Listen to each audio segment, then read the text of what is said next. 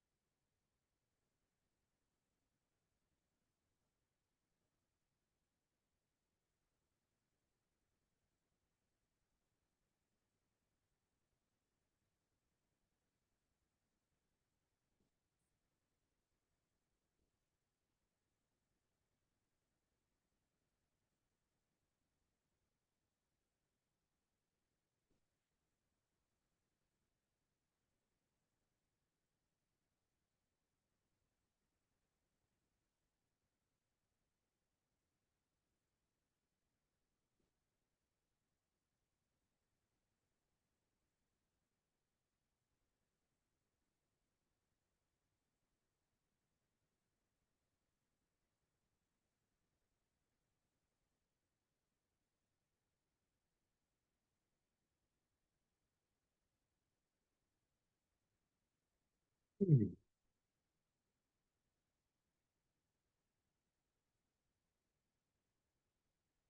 If you have not already done so, can you please change your Zoom name to be your full name that your branch would have registered you for this workshop in the in your Zoom, and then also your branch. All right, so just got to finish up attendance and then we'll get started shortly.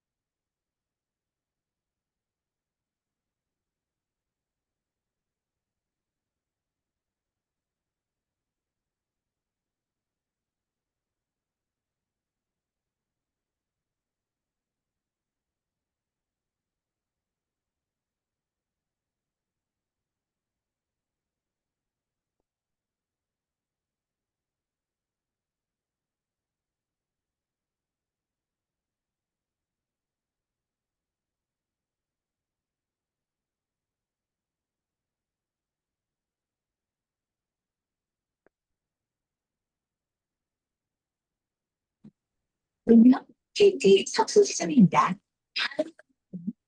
또 현대 아파트입니다. Next stop is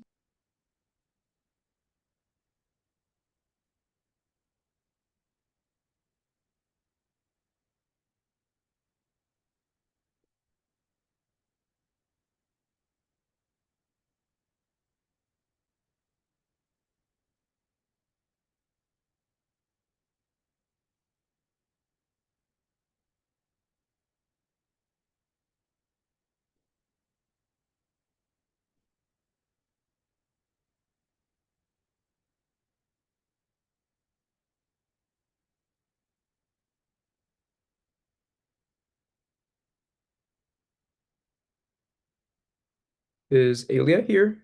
Ilya Ilska? Sorry if I'm butchering that name.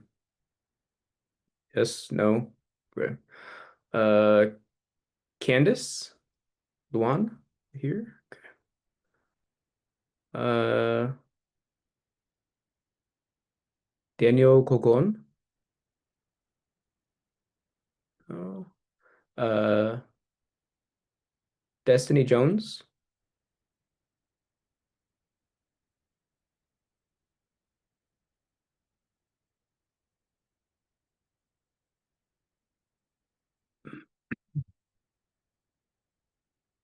Edward Nagon? Sorry if I butchered that. Yes, no. Okay. Um, is there a Kim Yonglan? No, okay. Matthew Lutz. Here. Matthew here? Yes, no, okay. Oh wait, yes, Matthew is here. Uh, Odina? Yes. I'm here. Odina. Okay. Sarah Ju? Oh, here. Okay. Oliver Zhang. Oh, I think I saw you in the waiting room. Sisanda?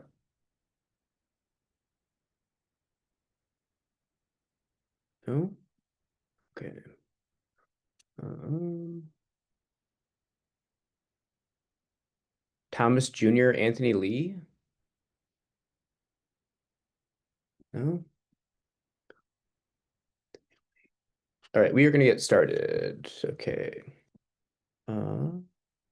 Oh, Chae Soo-yeon? Here? Yes? No? Okay. All right, we're gonna get started. All right. Welcome, everybody. Thank you for joining me this morning. I know it's a little bit earlier, or it might be for some of you. My name is Mike. I'll be facilitating this workshop for the A2 Low program, also the A2 Mid program, which is also directly after this one. So some of the information might be similar in both workshops. If you have any questions, just go ahead and use the Zoom function to raise your hand. or just chime in. I'd be happy to answer any questions you have. All right, can everybody hear me okay? Yep, we're good. Great, grand, wonderful. All right, let's get going.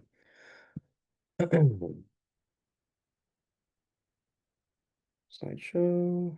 Okay.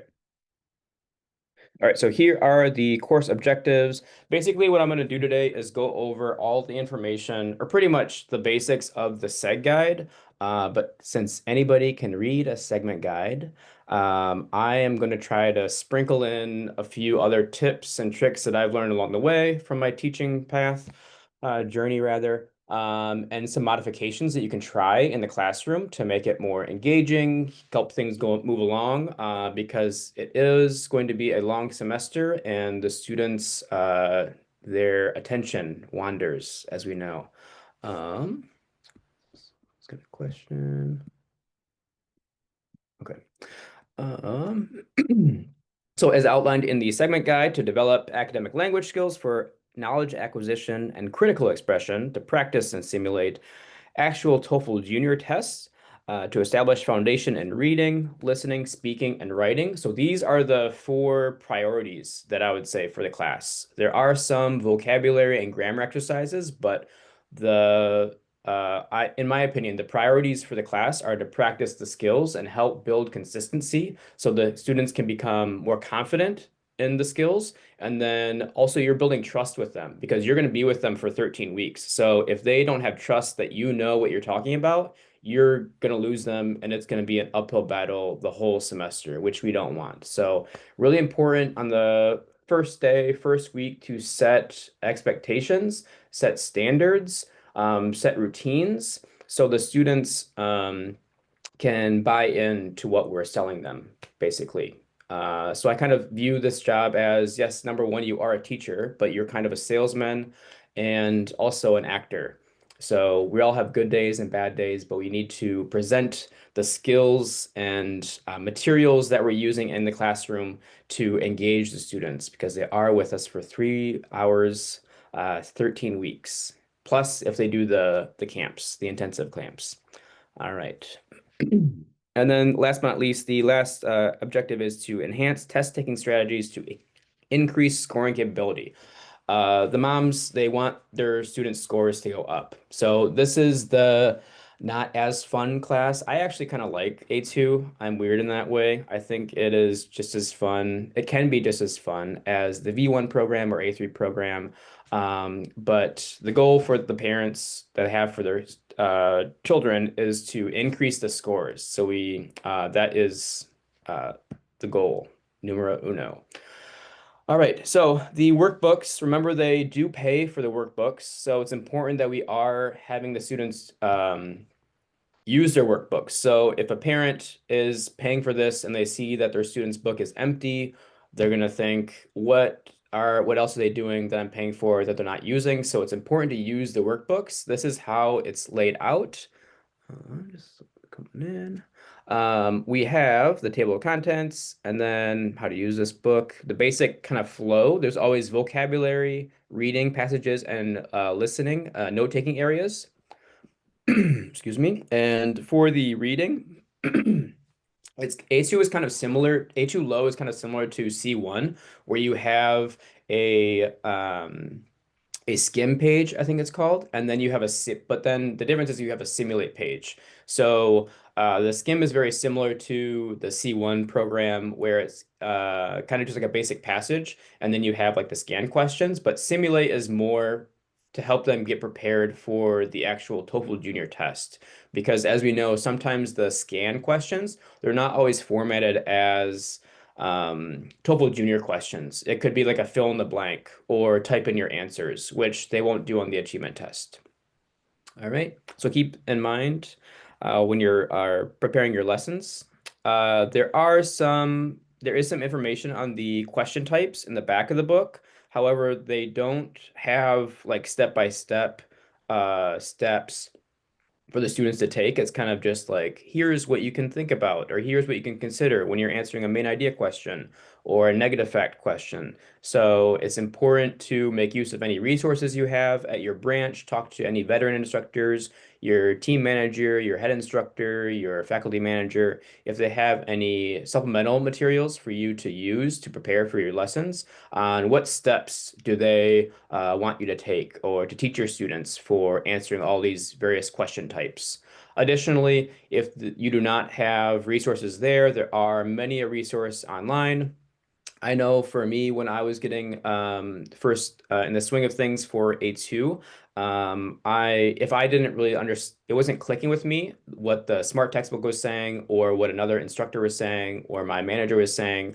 There are resources on YouTube. So there's people who have done the TOEFL test before, they've gotten great scores. They might have steps and skills that you might want to teach your students that clicks with you better and kind of communicates the appropriate steps in a way that you think is more simplified that the students will actually use. Um, and then there's also space in each lesson, either for opinion writing or speaking. So there'll be like little T-charts for them to brainstorm when you do in-class work, but also they could use this for their iLearning homework.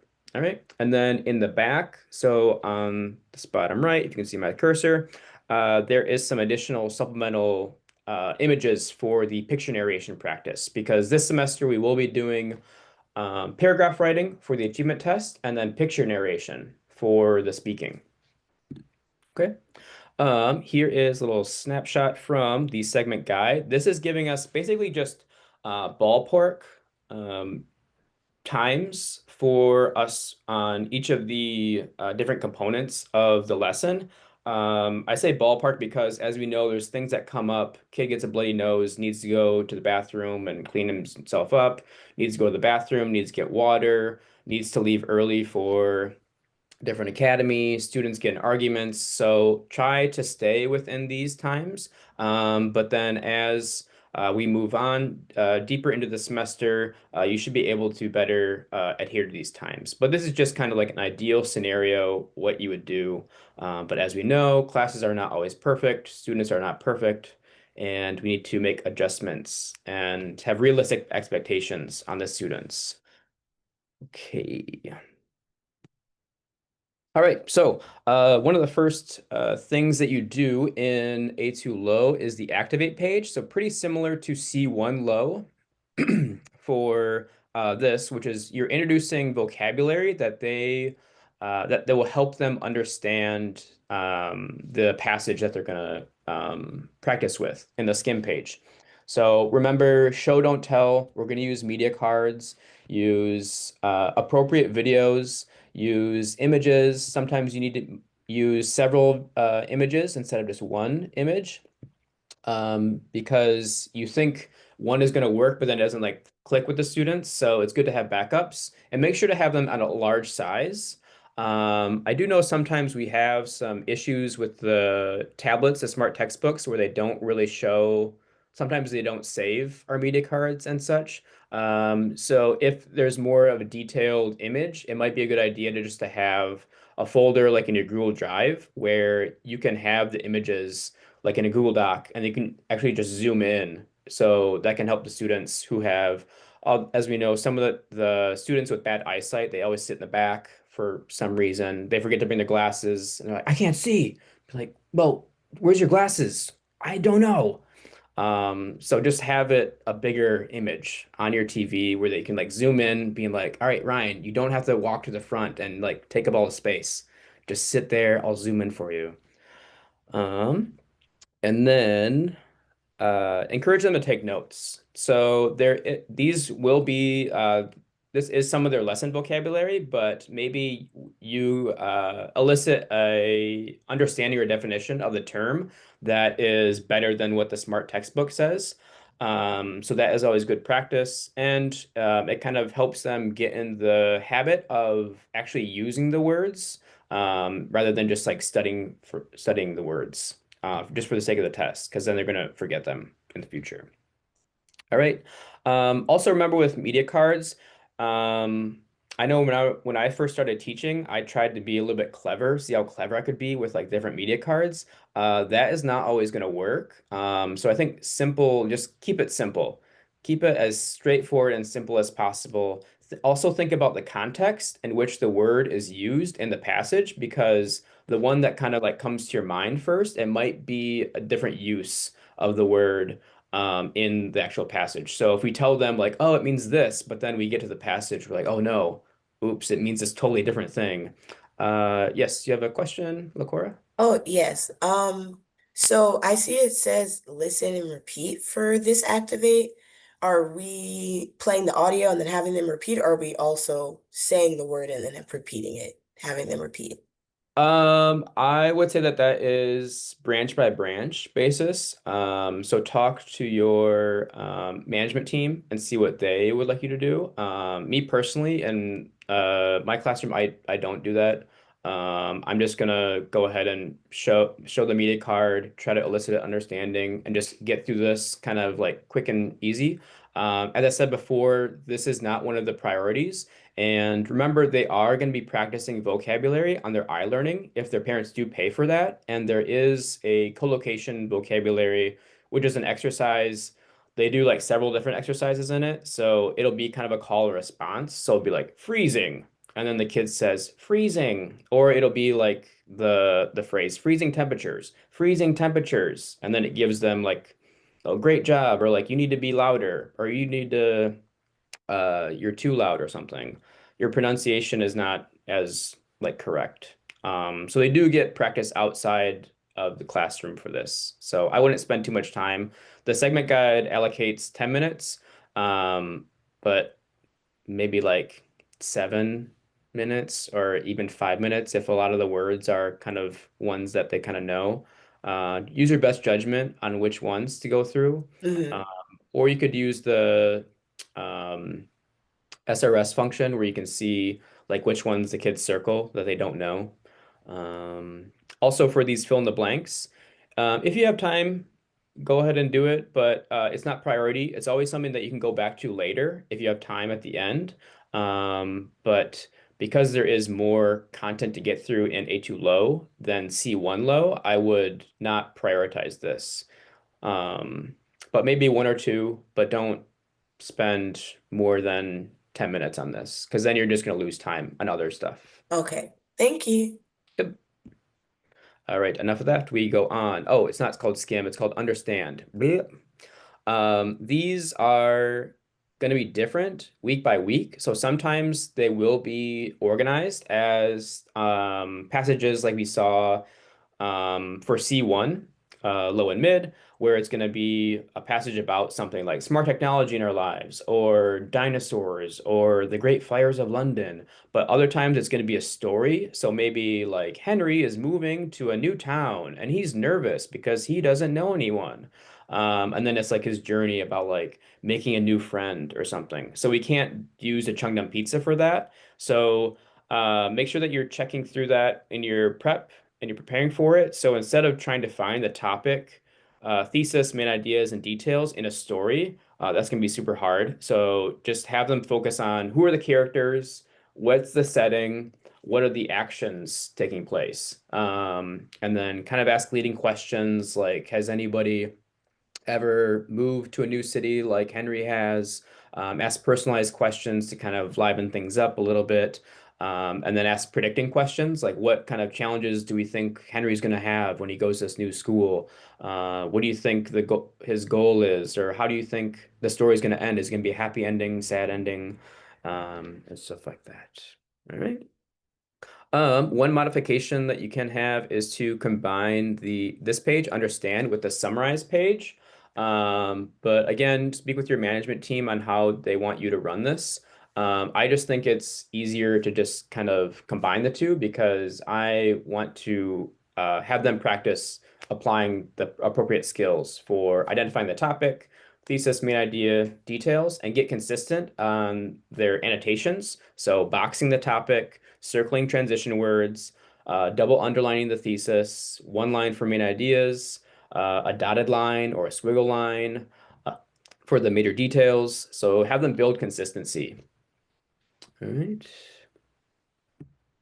Okay, and then here's a little preview of what the scan looks like. So if it's a lesson like this where they have the fill in the blanks, there's going to be little numbers in the boxes, and this tells you how many words go in the blank. So in the first few weeks, maybe you do like 1 or 2 questions with the students to show them how it's done. And then for the rest of the term, or if you gauge that they're pretty high level for their actual level or advanced for their level, you just let them go and just explain to them, hey, like this one needs 3 words in the blank, this one needs 2, this one needs 1.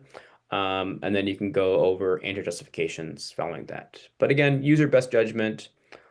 Set realistic expectations for your students. Each class is going to be different. Maybe your Monday A2 Mega is going to be really good, but then your Tuesday A2 Mega is going to be like not the same level. So you got to adjust for that. Okay. One size does not fit all. All right. Remember when you're going over this and when you're guiding the students through their questions to have them focus on the keywords in the question, because then finding those keywords, then we can focus on identifying where those are in the actual passage, and that helps them become more efficient test takers and helps them eliminate incorrect answers. Okay. All right. Here's that summarized page that I said that you can combine. But if your branch wants you to go through this, this is just to confirm their understanding of how the ideas and details are connecting and the flow of the passage to have them build a better understanding of how reading passages are organized, where they're going basically, it's the same as like their opinion essay. So what's their opinion? What's their reasons? What's their details? Same way, but they use different titles for these. Right. And then they just fill in the blanks. And then if we can get them to try to summarize their details using their own words instead of just regurgitating what they saw in the passage, that'd be preferred to help them practice their summary writing skills. And that is one of the, I don't know if they have it in, I don't think they do for A2 low, but for C1, I know that the summary writing, iLearning, homework, the students do have difficulty with that, which basically just asks them to identify the thesis, main ideas, and details in the reading passages as they did in class. But for some reason, they still have difficulty with that. Okay. All right, so here's the notes section. So pretty similar to what we used for C1 low and mid this semester. You're going to use the same, pretty much same methodology as C1 listening. In my opinion, it's not the most helpful for them to fill in the blanks on their tablets. I often use Eyes on Teacher in my classroom, and then I want them to practice writing notes in their workbook. I want to have them practice using different abbreviations, using different symbols, listening for context clues like transitions to help them become better note takers. Because if we're just having them practice typing in on the tablets, they're not going to be prepared for the achievement test, or they're just not going to take notes, which is not something that is going to help them down the road when they get into the TOEFL classes. Because remember, TOEFL Junior is kind of like a watered down TOEFL. All right. And then remember, with any skill like the Chungnam Pizza, if we're gonna teach them on a skill, we need to show them how to apply that skill. So we can't just say, find the details. We got to tell them, how do you find the details? Or how do you listen for the details? How do you identify the topic in the reading passage? How does that differ from the listening passage? So I like to use this acronym TASK in my classroom. So we're gonna listen for transitions. Oftentimes, almost always, the speaker is going to say, today we're going to talk about blah, blah, blah to introduce this thesis. So today, very important transition. Or sometimes they'll have a hook. We'll just say, some people prefer this, while other people prefer this. However, in my opinion, this is the best. So however is important, and then listing the main ideas first, second, next, furthermore, in addition. So listening for that provides them really important context clues. So they don't have to write notes on every single thing. They listen for these clues. And that signals when they should write some notes. All right, and then abbreviations. So instead of science class, we could do SC or SCI, CLSS, whatever the students are going to remember when they're answering their notes. And then symbols. So if the business, the company, they're making great profit, we're going to have an up arrow. If the boy is going to the library, we'll have an arrow going to the B to the L. So just little symbols to have them simplify their notes instead of it just being a blob of text that's just going to like flow and not be helpful or useful during the test. All right, and then this is kind of an example of how it could look like today. The boy is going to the library at 3 p.m. to study. So just kind of an example of how notes could look. And then remember, it's a marathon, not a sprint. So set expectations to be realistic standards. Give heavier guidance in the beginning of the term. Play and pause, ask leading questions, or sometimes I'll give them like I'll tee them up. I'll say, all right, so we heard the thesis. They're going to talk about several benefits of this technology. Let's go ahead and listen. What are the 3 benefits of this technology? Then they have kind of a task to complete instead of just listening like, what is this guy talking about? I don't know what this word means. They have an easier task to accomplish. Then if they do that, then you can kind of prove to them, hey, like you guys can do this. Like you don't need me. So but then just that practice is going to help them build consistency, build trust in you as a teacher, build confidence, and it's just going to make your classes go way easier. All right. And then as you go through the semester, I guess maybe as you're pausing, maybe instead of you writing the board notes, you just elicit the main ideas or details, and then you kind of ask a few students, how did you write that in your notes? How did you abbreviate the history lesson, or how did you abbreviate Abraham Lincoln, or the chemistry test, and then they can kind of show off to their other classmates how well they do their notes. Okay, all right. And then this is where it differs from the C1 program. They have the simulate page. And this is for them to practice actual TOEFL junior questions. So again, check with your branch how they want you to facilitate this. Some branches may want you to just run this as a simulation where you set a timer, they do the questions, and then you go over the answer justifications. However, in my opinion, the best practice would be to teach the students the question types and guide them through the appropriate steps for them to answer the questions. We were kind of like helping them. They're kind of like the bumpers in the bowling alley. All right, so with the question type steps, it's not going to have you go through steps on the SMART textbook like the mid and the high levels. So make sure that you're prepared with the steps that you want to teach them. So usually with main idea questions like this one, mainly about, it's always going to be connected to the information or the key ideas in the thesis statement. So for example, if I was doing this lesson, I would have them find what is the topic, and then what is the thesis. So then which answer choice has our topic, which doesn't. The ones that don't, we can eliminate those.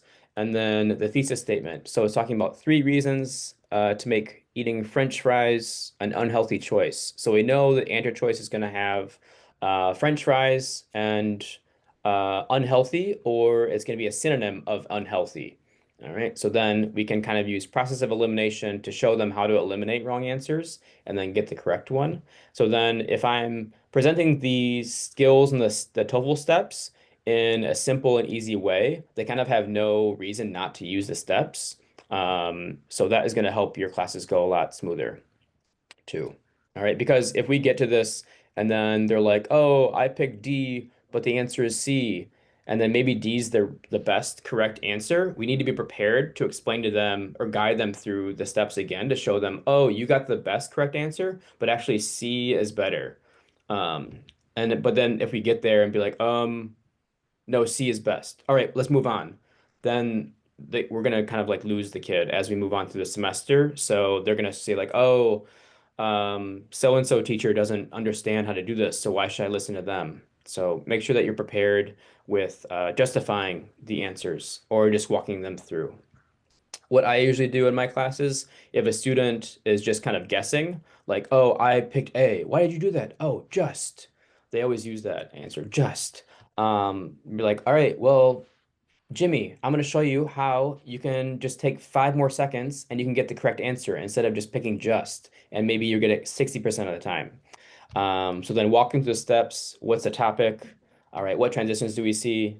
All right, which sentence, first, second, or last was our thesis? All right, great. So what are the keywords in that sentence? All right, great. Where do we see those same keywords? Where do we not see those same keywords? Then we should eliminate those. All right, great. So now we have 2 choices instead of 4 choices. Which one is it? And then we show them like, hey, do my way, don't do your way, because my way works. Your way does not work. Don't rub it in their face. All right. Remember also that it's marathon, not a sprint, 10 weeks to practice the skills. So give heavier guidance in the beginning of the term and then less guidance as you progress. All right. And then very similar for the simulate page for the listening. In the beginning of the term, I'm going to do the notes on the board with the students. So I'm going to ask leading questions. I'm going to guide them through taking good notes. And then since I do the notes on the board, then I have something to use when I'm justifying answers with them to show them how to use their notes. So it's one thing to take notes. It's another thing to actually use the notes. So we're not just taking notes for the sake of taking notes. And then that's really important. So whenever a student gets kind of lost answering a question, then I can point to what are the keywords in the question. All right, so then who said that? Was it the boy or the girl? Or which main idea was that? Main idea 1, 2, or 3? All right, so then we only need to look at this main idea. We don't need to look at these other ones. So then we're teaching them how to simplify using our notes. All right. And then again, using something like task, that's also really helpful to get them a little bit more focused and less kind of anxious about taking notes. All right. And then remember to cold call. We got a lot of kids in this class. Some of them are more sensitive than others. So if we're always calling on the kid who's the blabbermouth and just like always raising their hand or shouting out answers, that doesn't really help all the students practice their skills and get attention from you as a teacher and receive feedback in time. So remember, always cold call. Something I always try to do in the beginning of the semester, I'll just take a scrap piece of paper and then write like the names of where the students are in the class, and then I'll just kind of just randomly pick one, and then I'll kind of gauge like who have I called on more in the class compared to the other ones. So that's something that your management team is always going to look at. So how are you getting all the students involved? Not just letting all the standout students shine, but how are you helping the other students who are kind of having more difficulty with the skills? All right. Okay. Okay, so the activate page, this is kind of like a grammar exercise. So the first page, you are going to introduce some sentences, and this I would do like a call and response. So the first one we see like, my favorite junk food is ice cream. My favorite junk food is ice cream. All right, great. And then the next part is to Oh, yeah. So play the audio, have the students repeat the provided chunks, use media to elicit understanding of the terms. So in case there's something that they wouldn't understand, again, use your best judgment. Have engaging, age-appropriate media cards for the students. And then have the students choose a chunk to practice by using it to create their own example sentences. So my favorite junk food is ice cream. So then maybe we can cold call. All right, so Elizabeth, what's your favorite junk food? All right, Jimmy, what's your favorite junk food? All right, and then Alexander, do you have the same junk food as Jimmy? And then you can kind of have more of a peer-to-peer learning experience that way. And kind of breaks it up, gives them like a little mental break from just the grind of the TOEFL steps. All right, and then the page after that is practicing writing. So then they're going to fill in the blanks, set a timer for 2 to 3 minutes, depending on how many questions they have to fill in the blanks. Beginning of the term, you can have them use the dual screen function on their tablet so they can look back at the sentences. and then review by eliciting answers from the students. And then there is the speaking page too. So then they'll hear it, and then they'll speak it instead of writing it. And then the build pages, they have the chunks scrambled, so then they need to unscramble the words. All right.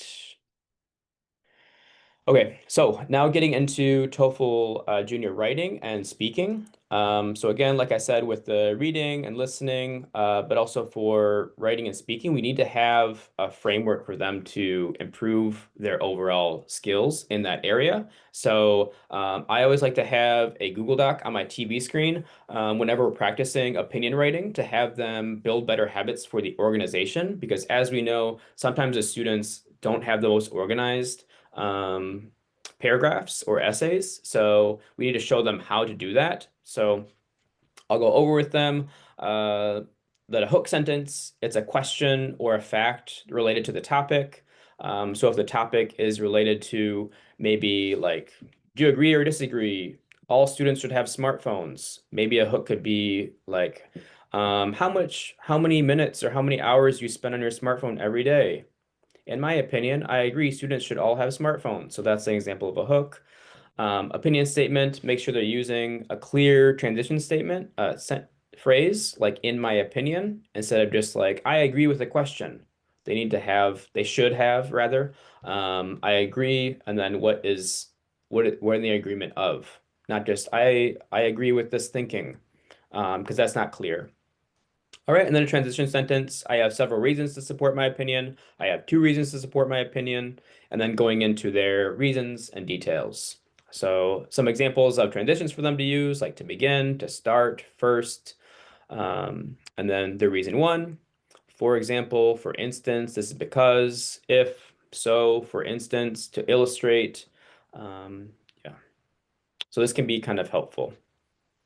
All right, and then the conclusion, they want to restate their opinion and summarize the reasons. This is because reason 1 and reason 2, but they're not just writing reason 1, reason 2, they're writing it out fully. Okay, and then they could add any final thoughts at the end. So what do you think? Do you agree with me or do you disagree with me? Or maybe there's like a call to action. So in my opinion, we should all recycle our plastic bottles or else global warming will overtake us all. So something that can have them become better writers. So maybe if the student is already like the top writer in their class, this can be something that you could challenge them to improve their essays by, instead of just having them zip through their essay, be like, I'm done. Be like, all right, well then I want you to try to write a call to action or try to do like a question for the reader or a warning for the reader. All right. And then remember we have every other week is going to be writing and speaking. So it's a marathon, not a sprint. Try to build better habits. Maybe the first few times you don't have them do the hook because some students can be just like totally confused about what the hook is. A lot of my students, they'll just write the writing question and that's not a hook. So maybe you wait. So just have them all on the same page of the same flow of opinion, transition sentence, reasons, details, conclusion, and then introduce the hook, maybe like the second to last or time that you practice writing, or dependent upon how good or how much difficulty they have with writing in class. Right? So that's one modification that could have. All right, and then for speaking, or writing rather, for writing when they are brainstorming their reasons, as I'm sure you've seen experienced before, sometimes the students can be redundant in their reasoning. So if it's like, do you prefer Korean food or foreign food? Be like, I prefer Korean food because it's delicious and it's yummy. That's the same reason. They're not going to get points for that. It's delicious and it's spicy. That's too similar. So I want to give them a framework for brainstorming faster and having better reasons, not just creative reasons. They don't get any creativity points. So they should choose the easiest reason or the easiest opinion to defend because that's going to make the writing test easier. And it's okay to lie as long as it's believable. So maybe they personally think that Korean food is better than foreign food, but maybe it's easier to write about foreign food. Or maybe it's you prefer to live in big cities or small towns. If they personally believe that small towns are better, but then sometimes it can be easier to defend that big cities are better. All right, so then I like to use this acronym MIHI. There's other ones that I've heard before, like Cheese Me and Themes. But whatever you do, just be consistent with it. So don't give them like one way, one acronym, or like one set of categories one week and do a different one the next week. Just be consistent with it. So pick one and stick to it. Um, and then also after you introduce something like this, you want to show them how to apply this and how easy it is to use this instead of just saying, use one of these reasons. And then you just sit at your desk and you have them write. You need to brainstorm with them, show them how easy it is to use so they have no excuse not to use something like this to help them improve. And then it gives you something to make a comment on if you do student comments somewhat regular basis. So maybe the student has redundant reasoning, then you can kind of say they need to improve, have a wider variety of reasons. We practice using different categories like money, education, and health in class. So I would like Jimmy to practice using these as we do in class. And then your weakness area is done, or area for improvement is done. All right, so here's an example. After I show them that, I'll kind of go over through like a very basic question, like, in your opinion, what's the best city in the world to live in? What's the easiest answer? Because my branch is in Seoul, I always guide them to Seoul. So maybe some kid will say Barcelona, and I'll be like, Jimmy, have you been to Barcelona? No. Be like, well, then it's going to be a hard essay. So choose the easiest opinion, you know. All right, so Seoul. And then what's a money reason? There's many jobs. Are they good jobs or bad jobs? They're great jobs. They're awesome jobs. Do they make a lot of money or little money? A lot of money. And then education. Seoul has many great schools, great academies, great teachers. They're so much fun. And then health. If you get sick, where can you go? A hospital. Do we have good hospitals or bad hospitals? Great hospitals. What about doctors? Good doctors or bad doctors? Great doctors. All right. And then entertainment. On the weekends, what can you do? You can go to the park. You can go to the movie theater. You can go to the dog cafe, the cat cafe, the cafe cafe. You can go to restaurants. And then environment. It's nice out. You can go to the park. You can have a picnic at the Han River. You can go to the mountain and hike. You can go for a walk at the park. You can go ride your bike at the park. You go to the playground. It's so nice. And then basically you're showing them how quick and easy it is to use these different categories. And then awesome, we just did 5 different reasons in how many seconds? 10 seconds. So then, but you guys only have to do 2 reasons. So you should try to use the different categories when you're brainstorming. All right. And then another example, who is someone you admire? Easiest example would be mom, dad, and kind of going over, oh, they make a lot of money at their job. They have a great education. They're #1 in their class. Again, that kind of goes to like a believable lie. So it's believable that their parents were the top in their class. It's not believable that they were the CEO of Tesla, because we all know who that guy is.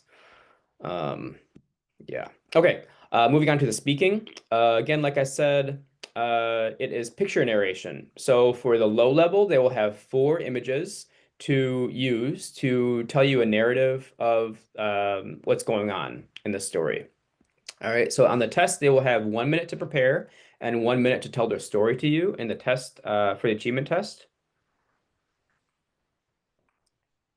Some of the lessons, they will have multiple pages or 2 sets of 4 images for you to use.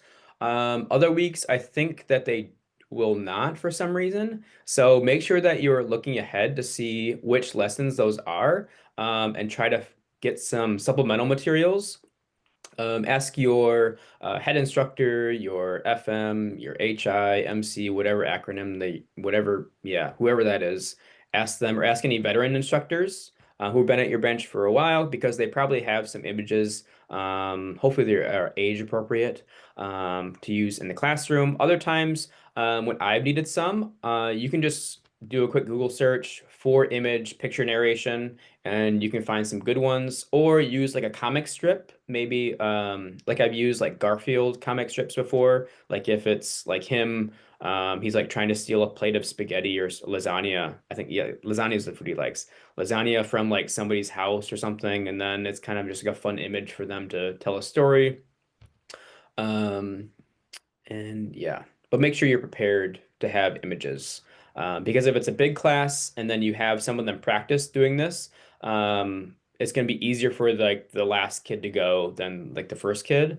Other modifications you can do if it's a bigger class, cold call on different students. So Jenny, tell us what's happening in the first picture. All right, Derek, what's happening in the second picture? All right, Lucy, what about the third one? Susan, what's going on in the last one? And then you can kind of ask them like, all right, who wants to tell the story by themselves, doing 1 minute preparing, 1 minute for speaking. And you can mix it up that way. All right, but make sure all the students get time to practice the skills in class. All right, so similar to Chungdam Pizza, Task, Mihi, what I use for picture narration. Also, this is pretty good to use for the V1 story writing too. We always know that they can just kind of zip through things. They're not always the most detailed in their descriptions of things. Or just say, one day there was a girl, she looked at the calendar, she thought, fun thing. She write down fun thing. Then she's happy. We need to, instead of just saying, all right, so Alex, you need to have more reasons or more details. We need to show them how to do that. So things that I have them focus on are feelings. What does it look like the person is feeling? What emotions? What actions are they doing? They did something. No, what are they doing? They are thinking, they are running, they are writing, they are studying. Who are the characters? Don't just say, one day there were girl and boy. So then, what is the girl's name? There was Sarah and there was Derek, and they were playing at the playground. So that's way better than just saying boy and girl. And then transitions. Once upon a time, one day, last Saturday, this morning. Sometimes they'll have images where they have the background where you can see if it's daytime or nighttime. So you can kind of lead them to do that. And then the setting. So where are they? Are they at home? Are they at academy? Are they at a friend's house? Are they at the playground? Where are they? So facts can be very helpful. All right. Any questions? Anything so far? No? Okay. So again, I mentioned iLearning before. This is the different assignments that they will have. So collocation vocab. So there's going to be parts for them to memorize, digest, and evaluate. They can try these exercises more than once. This is very good for them to practice their vocab. So if a kid is getting consistently low scores in vocab, I would encourage them to try this multiple times. And the same sentences on the vocabulary test that are on collocation vocab are the same sentences that are on the test. So if they study the sentences on collocation vocabulary, they're going to see the same sentences on the test. So if your branch allows you to reveal that little nugget, go ahead and do that because that really helps them study for the test and can help them build their confidence for vocabulary instead of them just getting knocked down. Maybe they're always missing the cut line. They're like the only kid who misses the cut line, and all the kids get the other ones. So we want them to enjoy their experience. So if we can get them any little tips or tricks to improve their scores, have a better time at Academy, that's going to make your life easier, their life easier, and less stressful for all parties. And then productive chunk. So the chunks, that's kind of like what the activate the page was that I showed you guys at the last one, where they kind of unscramble the sentences and put them in the right order or fill in the blanks. And then paragraph writing for odd weeks, and then picture narration for even weeks.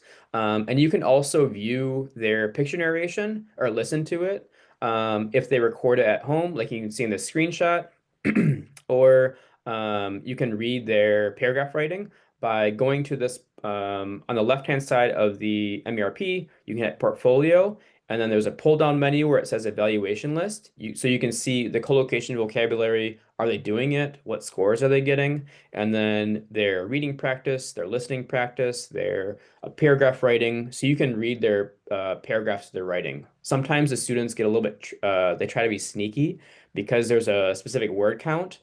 Um, they'll say, in my opinion, I agree. They'll try to do something like that, or they'll use like dots, like periods. So if it's like a kid that you think you've got a good rapport with and you can kind of like challenge a little bit more, maybe you can kind of gas them up and then just be like, hey, Jimmy, like I saw your paragraph you wrote for iLearning. You remember you only need to use very one time. You don't need to use it 7 times. And then you can kind of just communicate to them, hey, like I'm paying attention to what you're doing on iLearning. Try to do better. You can do better. And this is also helpful.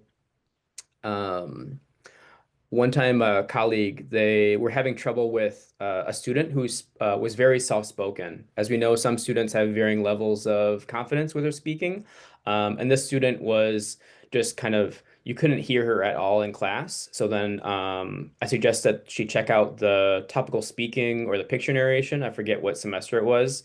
And then she listened to it, and the student was totally different. You could actually hear her. So she actually had to turn down the volume. So that's another way to check their progress on their speaking. So they might be a totally different kid on iLearning compared to their in class. All right, so that's a good thing to check. Also, that's a nice thing to make a comment on. So Jenny's bringing a lot of enthusiasm and energy to her picture narration on iLearning. However, in classroom practice, she is very quiet and she needs extra encouragement. So that'd be a good thing to make a comment on if you do student comments. All right, so I know that was a lot of information. Do you have any questions, comments, concerns about A2 low? No. If you have any questions at all, feel free to send me an email at this email address. LaCour, you have a question? Oh, I just have one question. Yeah, sure. I know for C1 we were doing the vocab sentences. Will they do that in A2 or is it a different kind of work we're checking? What do you mean the vocab sentences? So for my branch, for C1 we will have them write sentences in their workbooks and then we check their sentences and give them feedback on it. So do you Uh, think it'll be similar to that or will it just be a different type of grading for the workbook for A2? that sounds like something that your branch does. Mm, My branch, we do something different. So there's like those 5 blanks next to those numbers. So we have them write the words in the blanks. So hmm sometimes I'll have them do like English, Korean, English, Korean, English, or English all the way through. And then like I'll get a Sharpie and draw like a big A plus or an F minus or write incomplete. Some branches assign that homework, other branches don't. So it sounds like your branch does something different than other branches. Okay, so I'll just ask when I go back then. Yep. Yep. Anybody else? I think a lot of you are going to be joining me in the A2 mid in a little bit, and I'll be sharing a lot of the same information. So buckle up, it's going to be lots of fun. Um, so if you can't think of any questions now, you can ask me the next workshop. Yes, Amanda. Kind of going off of that, our branch does the five dash homework as well. Is Mhm. there something similar in A2? Yeah, so they will have the list of vocabulary, and then there'll be like certain number of blanks for them to practice. It varies level to level. I know in the like A2 Eagle, the first week there's like 190 some words, but they only have like 2 blanks for each one. So it varies by level, and I guess by branch what we all do. So just speak with your branch management team on what they want you to do. Thank you. Cool, cool. Any other questions? Yes, no, maybe, no, no, okay. Alrighty. Then if you're gonna join me in A2 mid, feel free, run to the bathroom, get a drink of water, get another cup of coffee, and we will start in about 6-ish minutes. And I'll see you over there a little bit. Oh, wait. I think I need to give you a survey. Do I? Oh, yeah. Okay. So I'm gonna send y'all a survey that HQ wants you to fill out. So you can tell them how wonderful and amazing I am as a workshop facilitator. All right, there you are. Or you can tell them how horrible and unengaging I am as a public speaker. That's fine too. You do you. Live your truth. But if you did the positive one, that'd be nice. Okay. So go ahead and fill that out. And then you can go ahead and we'll move over, transition to the A2 mid. All right, see y'all shortly.